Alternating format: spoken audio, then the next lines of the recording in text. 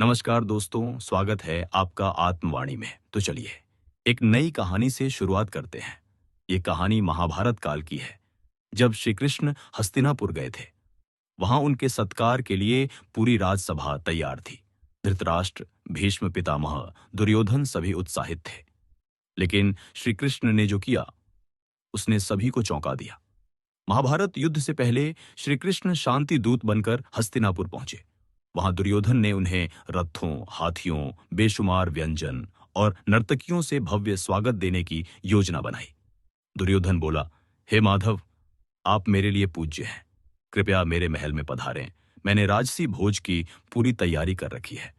लेकिन श्री कृष्ण मुस्कुराए और बोले, राजन, मैं आज तुम्हारे घर भोजन नहीं करूंगा।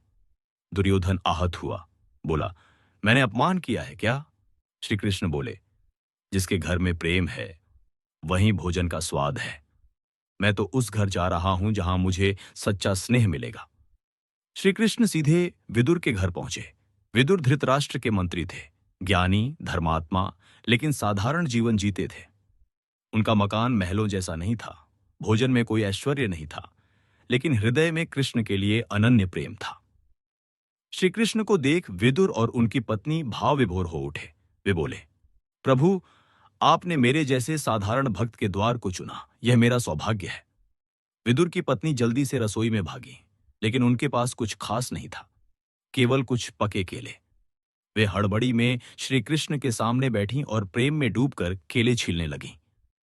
विदुर की पत्नी प्रेम में इतनी लीन थीं कि उन्होंने छिलका फेंकने की बजाय श्री कृष्ण को वही केले के छिलके खिला दिए। और श्री कृष्ण मुस्कुराकर वो छिलके ऐसे खा रहे थे जैसे स्वर्ग का अमृत हो।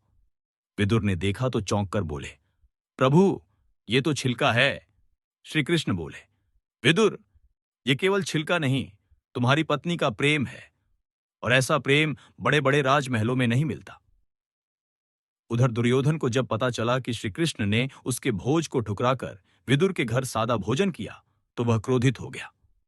उसने सोचा, कृष्ण ने मेरे राज्य का अपमान किया है, मैं युद्ध में उन्हें भी सबक सिखाऊंगा। लेकिन वो नहीं जानता था कि भगवान का हृदय राजसी वस्त्रों से नहीं, निष्कलंक भक्ति से जीता जाता है। तो दोस्तों, इस कहानी से हमें यह समझ आता है कि भगवान को दिखावा नहीं, प्रेम चाहिए। भक्त चाहे कितना भी साधारण हो, अगर उसमें श्रद्धा है तो भगवान स्वयं उसके घर आते हैं। श्री कृष्ण के लिए भोजन का स्वाद नहीं, भाव का स्वाद ज्यादा मायने रखता है। अहंकार जैसे दुर्योधन में था, भक्ति को नष्ट करता है। कहानी